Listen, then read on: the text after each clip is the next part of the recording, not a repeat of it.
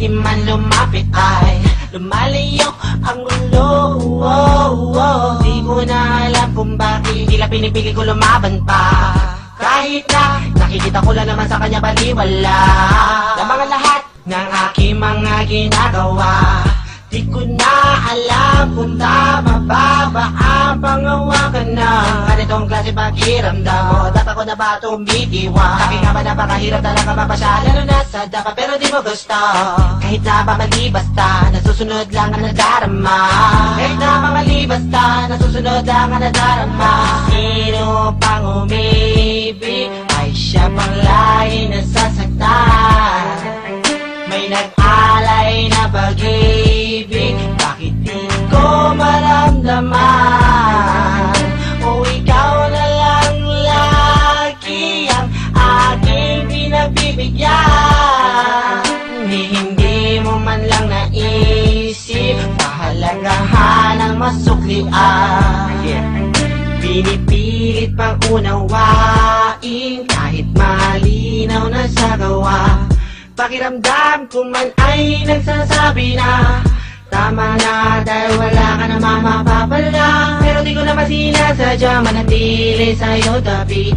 At magalala, minsan nga hindi mapakali. Hinahanap ka, hindi napapalagay.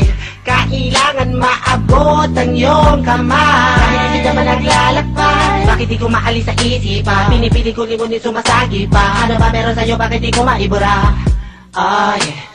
Bakit di ko maalis sa isipan? Pinipili ko limutin sumasagi pa. Ano ba meron sa'yo? Bakit di ko maibura? Bakit nga ba?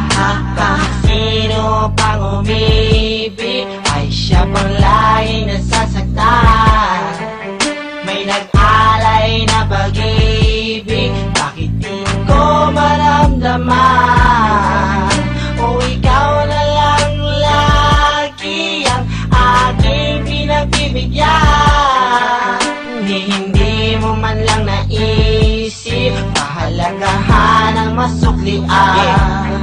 Di ko hinihiling ako'y bayaran mo sa lahat ng pagmamahal inalay ko sa'yo. Ang nais ko lang naman ay madama ang sinasabi mo, pag-ibig na sa akin lamang nila. Ngayon kailangan na, nasaan na ba? Nalimutan mo na ba, binitawan mong salita na ako'y mahalaga? Bakit tila binabaliwala lang mga bilang ko ayaw pakinggan? Sa tingin mo ano kaya ang aking mararamdaman? Hindi naman ako nagkulang sa iyo. Ano ba nagawa? Bakit palagi mo ko ginaganito? Ba't kung sino pang umibig ay siya pang lagi nasasaktan.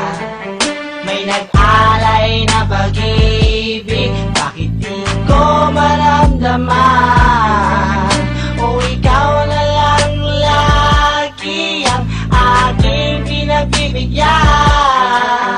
Hindi mo man lang naisip pahalagahan ang masuklian. Ba't kung sino pang umibig ay siya pang lagi nasasaktan.